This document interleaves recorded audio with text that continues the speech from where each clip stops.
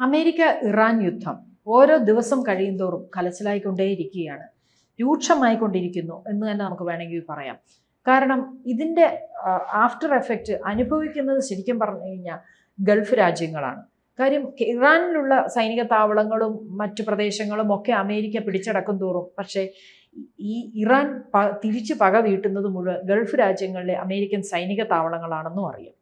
പക്ഷേ ഈ ഗൾഫ് രാജ്യങ്ങളിൽ നമ്മുടെ ഇന്ത്യക്കാർ ഒരുപാട് പേര്, 1 ലക്ഷം 2 ലക്ഷത്തോളം പേര്, ലക്ഷക്കണക്കിന് ആൾക്കാർ താമസിക്കുന്നുണ്ട്. പക്ഷേ ഇതിലേറിയ പങ്കും പകുതി ഭാഗവും മലയാളികളാണ് താനും. അത് നമ്മളെ ഏറെ വേദനിപ്പിക്കുന്ന ഒരു കാര്യം തന്നെയാണ്. ഇപ്പം ഈ ഗൾഫിലുള്ള സൈനിക താവളങ്ങൾ ആക്രമിക്കുന്നു എന്ന് പറയുമ്പോൾ അതിനകത്ത് ഈ അമേരിക്കയുടെ ഏറ്റവും പ്രധാനപ്പെട്ട സൈനിക താവളങ്ങളിൽ ഒന്നാണ് ഖത്തർ. ഖത്തർ അമേരിക്കയുടെ അൽ ഉദൈദ് എയർ ബേസിലാണ് ലക്ഷ്യമാക്കിയാണ് ഇറാൻ മിസൈൽ ഡ്രോൺ ആക്രമണം നടത്തുന്നത്. അതേപോലെ തന്നെ ദോഹയിലും സമീപ പ്രദേശങ്ങളിലും വ്യോമ പ്രതിരോധ സംവിധാനങ്ങളൊക്കെ അവർ സജീവമാക്കിയെങ്കിൽ പോലും ഇറാന്റെ ഈ ആക്രമണം വളരെ രൂക്ഷമായിട്ടാണ് അവിടെ സംഭവിക്കുന്നത്. രണ്ടാമത്തെ സ്ഥലം ബഹ്റിനാണ്. ബഹ്റിനിൽ അമേരിക്കയുടെ നേവൽ സപ്പോർട്ട് ആക്ടിവിറ്റി ആ പ്ലേസിലാണ് ഉൾപ്പെടെയുള്ള സൈനിക കേന്ദ്രങ്ങളെ ലക്ഷ്യമാക്കിയാണ് അമേരിക്ക സൈനിക താവളങ്ങൾ ഒരുക്കിയിരിക്കുന്നത്. ഇവിടേക്കാണ് ഈ ഇറാൻ പ്രത്യാക്രമണം നടത്തുന്നത്. കുവൈറ്റിലാണെങ്കിൽ അലി സൈലം എയർ ബേസ് ഉൾപ്പെടെയുള്ള അമേരിക്കൻ സൈനിക സൗകര്യങ്ങൾ ലക്ഷ്യമാക്കിയാണ് ഇറാൻ ആക്രമണം നടത്തിയെന്ന് പറയുന്നു.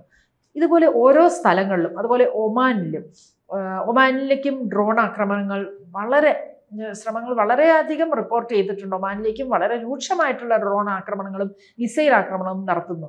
അതേപോലെ UAE, അബുദാബി, ദുബായ് മേഖലകളിലൊക്കെ അമേരിക്കയുമായിട്ടുള്ള ബന്ധമുള്ള സൈനിക കേന്ദ്രങ്ങളിലുമൊക്കെ ആക്രമണം വരുന്നുണ്ട്. സൗദി അറേബ്യയിലും നിലവിലെ ഘട്ടത്തിൽ പ്രധാനമായിട്ടും ഭീഷണികളും അങ്ങനെയൊക്കെ വരുന്നെങ്കിലും പ്രധാനമായും ഇറാൻ ലക്ഷ്യമാക്കുന്നത് അമേരിക്കൻ വ്യോമസേന താവളങ്ങൾ, നാവികസേന കേന്ദ്രങ്ങൾ, ഇന്ധന ലോജിസ്റ്റിക് സൗകര്യമുള്ള സ്ഥലങ്ങൾ, അമേരിക്കയുടെ നാവിക താവളങ്ങൾ, വീണ് ചിതറിക്കിടക്കുന്ന ചില അവശിഷ്ടങ്ങൾ പോലെ ചില സിവിലിയൻ നാശനഷ്ടങ്ങളും ഒക്കെ അവിടെ ഉണ്ടായിട്ടുണ്ട്. എങ്കിൽ പോലും ഗൾഫ് ഇതിന് പ്രത്യാക്രമണം അല്ലെങ്കിൽ ഇതിന് പ്രതിരോധിക്കുന്നുണ്ടെങ്കിൽ പോലും അവിടെ ജീവിക്കുന്ന ജനങ്ങളുടെ അവസ്ഥ വളരെ ദയനീയമാണ്.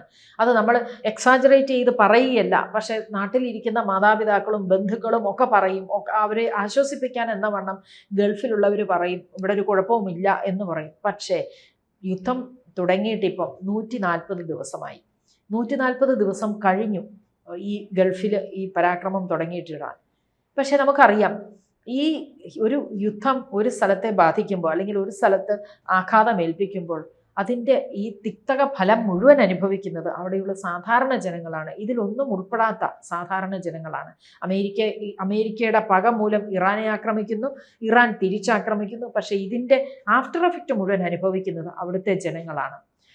അപ്പം അവിടുത്തെ ജനങ്ങളുടെ ഈ കഴിഞ്ഞ ദിവസത്തെ ഒരു പത്ര റിപ്പോർട്ട് കണ്ട ഒരു കുറിപ്പിൻ്റെ അടിസ്ഥാനത്തിലാണ് ഈ വീഡിയോ ചെയ്യണമെന്ന് തന്നെ ഞാൻ ആലോചിച്ചത്. കാരണം എന്താ പറഞ്ഞാൽ അതിലൊരു അവിടെ ബഹ്റൈനിൽ താമസിക്കുന്ന ഒരു യുവതി എഴുതിയിരിക്കുകയാണ്. പത്രത്തിലാണ് കണ്ടത് ഞാൻ. സത്യത്തിൽ ചിരിക്കാൻ പോലും പേടിയാണിപ്പോൾ. കാര്യം അടുത്ത നിമിഷം എന്താണ് സംഭവിക്കുന്നത് ഞങ്ങൾക്കറിയില്ല. ഏത് സമയമാണ് ആക്രമണം വരുന്നത്? നമ്മൾ ഈ ആക്രമണത്തിൻ്റെ സൈറൺ മുഴങ്ങുമ്പോൾ മക്കൾ എവിടെയായിരിക്കും, അല്ലെങ്കിൽ ഭർത്താവ് എവിടെയായിരിക്കും? ഇങ്ങനെ 100 കണക്കിന് ചിന്തകളാണ് ഞങ്ങൾക്ക്.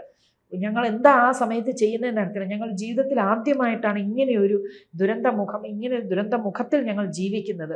ഞങ്ങൾക്കറിയില്ല ചിരിക്കാനിപ്പം. അതും എത്ര നാളായി എന്നറിയോ? 140 ദിവസം കഴിഞ്ഞു എന്ന് പറയുമ്പോൾ നമുക്കറിയാം കുരുക്ഷേത്ര യുദ്ധം പോലും 18 ദിവസമേ ഉണ്ടായിരുന്നുള്ളൂ. അന്ന് ഓർക്കണം, അന്നത്തെ ആ കുരുക്ഷേത്ര യുദ്ധം എത്ര ഭീകരമായിരുന്നു. അന്ന് യുദ്ധമൊക്കെ കഴിഞ്ഞിട്ട് ഗാന്ധാരിയും കുന്തിയും ധൃതരാഷ്ട്രമൊക്കെ ഈ യുദ്ധം കഴിഞ്ഞ ആ പശ്ചാത്തലം ഒന്ന് കാണാൻ വന്നിരുന്നു. അന്ന് കാണാൻ വന്നപ്പം ഗാന്ധാരി തൻ്റെ 101 മക്കളും മരിച്ചു കിടക്കുന്ന കണ്ടപ്പം കൃഷ്ണനോട് പറയുകയാണ്, കൃഷ്ണ, ഈ മഹാവിനാശത്തിന് കാരണം ആരാണ്? ഈ മഹാവിനാശം മുഴുവൻ ഉണ്ടാക്കിയത്, വേണമെങ്കിൽ ഈ മഹാവിനാശം നിനക്ക് തടയാമായിരുന്നു, പക്ഷേ നീ തടഞ്ഞില്ല. അതുപോലെ തന്നെ അതിൻ്റെ ആഫ്റ്റർ എഫക്റ്റ് ആണ് ഈ കാണുന്ന മുഴുവനും. അപ്പോൾ ഗാന്ധാരി പറയുകയാണ്, കൃഷ്ണ, ഈ മഹാവിനാശം നിനക്ക് വേണമെങ്കിൽ തടയാമായിരുന്നു, പക്ഷെ നീ തടഞ്ഞില്ല. അതുകൊണ്ട് അത് അനുഭവിച്ചത് മുഴുവൻ എത്രയോ യോദ്ധാക്കളും എൻ്റെ മക്കൾ ഉൾപ്പെടെയുള്ള എത്രയോ യോദ്ധാക്കളാണ് അതിൻ്റെ ആ ദുരന്തം നേരിട്ടേണ്ടതാണ്. അവരുടെ കുടുംബങ്ങൾ ഒക്കെ ഇതുപോലെ നിന്റെ ദ്വാരകയും ഒരിക്കൽ കലഹിച്ചു തന്നെ നശിക്കുമെന്നും ഗാന്ധാരി അവിടെ നിന്ന് ശപിച്ച നമുക്ക് എല്ലാവർക്കും അറിയാവുന്ന ഒരു ശാപമായിരുന്നു. അതുപോലെ തന്നെയാണ് ഇപ്പോൾ ഈ ഗൾഫിൽ ഇതൊന്നും അറിയാത്ത ഗൾഫ് കൺട്രീസിലെ ഈ അമേരിക്കയുടെ സൈനിക താവളങ്ങൾ ആക്രമിക്കുമ്പോൾ ഗൾഫിലുള്ള ജനങ്ങൾ, അത് എല്ലാ ഏരിയയിലും, ഇപ്പം ബഹ്റൈനിലാണെങ്കിലും കുവൈറ്റിലാണെങ്കിലും UAE ആണെങ്കിലും ഒമാനിലാണെങ്കിലും എല്ലായിടത്തുമുള്ള ജനങ്ങൾ ഇതിൻ്റെ ഒരു ബുദ്ധിമുട്ട് അനുഭവിക്കുകയാണ്. അവർ പറയുകയാണ് നല്ല ചൂടാണ്, വൈദ്യുതി നിലയങ്ങളെ എങ്ങാനുമൊക്കെ ആക്രമിച്ചു കഴിഞ്ഞു കഴിഞ്ഞാൽ അവരുടെ വൈദ്യുതി നിലയ്ക്കും. അതേപോലെ തന്നെ അവർക്ക് ഈ വെന്തുരുകയാണ്. ഒന്നാമതേ അവിടെ ചൂടാണ്. ഈ ചൂടത്ത് അവരുടെ കുഞ്ഞുങ്ങൾ പോലും വെന്തുരുകുന്ന ഒരു കണ്ടീഷനിലേക്ക് വരികയാണ്. അതേപോലെ അവർക്ക് ശുദ്ധജല ക്ഷാമം നേരിടുന്നുണ്ട്. അതൊന്നും ആരും അറിയുന്നില്ല. എല്ലാവരുടെയും വിചാരം, നമ്മൾ വീട്ടിലിരുന്ന് നമ്മൾ TV-യിൽ കാണുമ്പോൾ, യുദ്ധം കാണുമ്പോൾ നമ്മൾ വിചാരിക്കും ഇത് വലിയൊരു രസമുള്ള കാര്യമാണ്, അങ്ങോട്ടും ഇങ്ങോട്ടും ഡ്രോൺ ആക്രമണങ്ങളും മിസൈൽ ആക്രമണങ്ങളും ഒക്കെ. പക്ഷേ ഇത് അനുഭവിക്കുന്നവർക്ക് അറിയുള്ളൂ അത് എങ്ങനെയാണ്, ഏത് സാഹചര്യത്തിലൂടെയാണ് അവർ കടന്നു പോകുന്നതെന്ന്. അവരുടെ ഈ ഗൾഫിൽ തന്നെ പലരുടെയും വീടുകളിൽ പ്രായമായ മാതാപിതാക്കളൊക്കെ ഉണ്ട്. എന്തെങ്കിലും ഒരു എമർജൻസി വന്നാൽ എയർപോർട്ടിലേക്ക് ചെന്ന് കഴിഞ്ഞാൽ ഫ്ലൈറ്റ് ആ സമയത്തില്ല. എല്ലാം ചാർട്ട് ചെയ്തിട്ടുണ്ട്, കറക്റ്റാണ്, ഞങ്ങളെല്ലാം ജാഗ്രതയോടുകൂടി എല്ലാ കാര്യങ്ങളും ചെയ്യുന്നുണ്ട് എന്നൊക്കെ വിമാന കമ്പനികൾ പറഞ്ഞെങ്കിൽ പോലും അതിൻ്റെ യാഥാർത്ഥ്യം അതൊന്നും അല്ല. അപ്പം വളരെ വിഷമത്തോടു കൂടി തന്നെയാണ് ആ ഒരു യുവതി, മറ്റു പലരും, പക്ഷെ അവരെഴുതിയിരിക്കുന്നത് കാണുമ്പോഴാണ് നമുക്ക് ഭയങ്കരമായിട്ട് നമുക്ക് വിഷമം വരുന്നത്. കാര്യം ചിരിച്ചിട്ട് പോലും നാളുകൾ ഒരുപാടായി. ഞങ്ങളുടെ കുഞ്ഞുങ്ങൾ സ്കൂളിൽ ഇരിക്കുമ്പോഴായിരിക്കും ചിലപ്പോൾ ഡ്രോൺ ആക്രമണങ്ങൾ വരുന്നത്, ചിലപ്പോൾ സൈറൺ മുഴങ്ങുന്നത്. രാത്രി വെളുപ്പാങ്കാലത്ത് 3 മണി തുടങ്ങി 7 മണി വരെയൊക്കെയാണ് ഈ സൈറൺ മുഴങ്ങുന്നത്. ഈ സമയത്തൊക്കെയാണ് ഈ ആക്രമണം. സൈറൺ മുഴങ്ങുമ്പോൾ ഉടനെയാണ് ഈ ആക്രമണം വരുന്നത്. പക്ഷെ 3 മണിക്കുമൊക്കെ ഈ സൈറൺ കേൾക്കുമ്പോൾ കുഞ്ഞുങ്ങൾ ഉൾപ്പെടെ എണീറ്റിരിക്കുകയാണ്. കാര്യം അവർക്കറിയില്ല എന്താണ് സംഭവിക്കാൻ പോകുന്നത്. കൊച്ചു കുഞ്ഞുങ്ങളൊക്കെയല്ലേ. അപ്പം മൊത്തം എല്ലായിടത്തും ആകെ ഒരു പ്രശ്നങ്ങളാണ് മുഴുവൻ.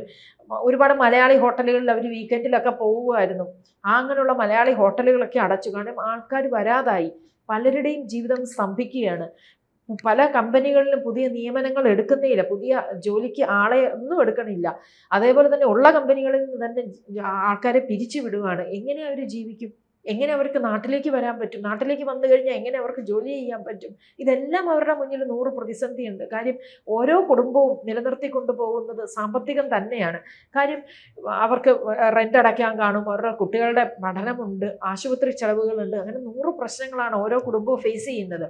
ഇതെല്ലാം ഇങ്ങനെ ഫേസ് ചെയ്യുമ്പോഴും ശരിക്കും പറഞ്ഞു കഴിഞ്ഞാൽ ആ ഒരു കാര്യങ്ങളൊന്നും സത്യം പറഞ്ഞാൽ ഈ അമേരിക്കയ്ക്കും അറിയില്ല, ഇറാനും അറിയില്ല. അമേരിക്കയ്ക്ക് പക പോലെയാണ് ഇറാനെ ആക്രമിക്കുന്നത്. പക്ഷേ ഇറാൻ ഇതിന് നേരിട്ട് തിരിച്ചല്ല ആക്രമിക്കുന്നത്. നേരിട്ട് അമേരിക്കയുടെ സൈനിക താവളം, ഗൾഫ് കൺട്രീസിലുള്ള സൈനിക താവളങ്ങളൊക്കെയാണ് അവരെ ആക്രമിച്ചു വിടുന്നത്. അതിൻ്റെ പരിണിത ഫലം അനുഭവിക്കുന്നത് ഈ സാധാരണക്കാരായ ജനങ്ങളുമാണ്. വലിയ കഷ്ടമാണ് അവരുടെ അവസ്ഥ എന്ന് തന്നെ വേണമെങ്കിൽ പറയാം. പക്ഷേ ഇതിനിടയ്ക്ക് 1-2 കാര്യങ്ങളും കൂടെ ഒന്ന് ഞാൻ പറഞ്ഞോട്ടെ. ഈ പറയുമ്പോൾ ഇതിനകത്ത് ഈ നമ്മളൊരു ജാഗ്രത പാലിക്കേണ്ട ചില കാര്യങ്ങളുണ്ട്. കാര്യം ഇങ്ങനത്തെ ഒരു എമർജൻസി സിറ്റുവേഷൻ അവിടെ വരികയാണ്, എല്ലാവർക്കും ഭയമാണ് എന്നൊക്കെ അറിയാം. എങ്കിൽ പോലും ഭയമല്ല വേണ്ടത്, നമുക്ക് വേണ്ട കാര്യങ്ങൾ. അപ്പം അവിടെ ഗൾഫ് കൺട്രീസിൽ ഇതേപോലെ വീടുകളിലും അങ്ങനെയുള്ളവർക്കും ഒക്കെ എന്തെങ്കിലും ഇതേപോലത്തെ അവർക്ക് പെട്ടെന്നൊരു എമർജൻസി വന്നു കഴിഞ്ഞു കഴിഞ്ഞാൽ ഭയപ്പെടാതെ ഔദ്യോഗിക നിർദ്ദേശങ്ങളാണ് പാലിക്കേണ്ടത്. കാര്യം സർക്കാർ, ഇന്ത്യൻ എംബസി ഉണ്ട്, പ്രാദേശികമായ അധികൃതരുണ്ട്, അധികൃതർ നൽകുന്ന നിർദ്ദേശങ്ങൾ പാലിക്കുക. അതേപോലെ എംബസിയുടെ help line numbers, email, mobile ഇവ സൂക്ഷിക്കുക. എംബസി നൽകുന്ന യാത്രാ നിർദ്ദേശങ്ങൾ പാലിക്കുക. പാസ്പോർട്ടും രേഖകളും എപ്പോഴും തയ്യാറാക്കി വെക്കുക. അതുപോലെ CPR, ID, വിസ, തൊഴിൽ രേഖകൾ എന്നിവയൊക്കെ അവരുടെ ഒറിജിനലും ഡിജിറ്റൽ കോപ്പികളും ഒക്കെ എടുത്ത് വെക്കുക.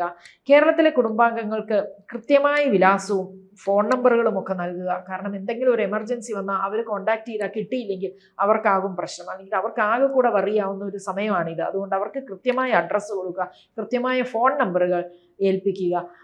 അതേപോലെ ആവശ്യമായ സാധനങ്ങൾ കരുതി വെക്കുക. കാരണം മരുന്നുകൾ, വെള്ളം, മൊബൈൽ ചാർജർ, പണം, വാഹനത്തിൽ മതിയായ ഇന്ധനം ഇതൊക്കെ എപ്പോഴും സജ്ജമാക്കി വെക്കുക. അത് ഗൾഫിലുള്ള മലയാളികൾ, പ്രത്യേകിച്ച് മലയാളികൾ ശ്രദ്ധിക്കേണ്ട കാര്യങ്ങൾ തന്നെയാണ്. കാരണം എന്തെങ്കിലും ഒരു എമർജൻസി സിറ്റുവേഷൻ, പെട്ടെന്നൊരു എമർജൻസി സിറ്റുവേഷൻ വരികയാണ്. അങ്ങനെയാണെങ്കിൽ അവർക്ക് മേക്കപ്പ് ചെയ്ത് പോകാനും ഓരോ കുടുംബവും ഇത് തയ്യാറെടുത്തേ മതിയാകൂ. കാരണം ഔദ്യോഗികമായ അറിയിപ്പുകൾ ശ്രദ്ധിക്കണം, രേഖകൾ തയ്യാറാക്കി വെക്കണം, എംബസിയുമായിട്ട് ബന്ധം നിലനിർത്തണം. ഇതൊക്കെ നമ്മൾ ചെയ്യേണ്ട കാര്യങ്ങളാണ്. അല്ലാതെ നമ്മൾ ഭയപ്പെട്ട് ഒരിടത്ത് ഇരിക്കുന്നതുകൊണ്ട് നമുക്ക്, അല്ലെങ്കിൽ ഭയന്ന് കരഞ്ഞുകൊണ്ടിരിക്കുന്നതുകൊണ്ട് ഒരു കാര്യവുമില്ല.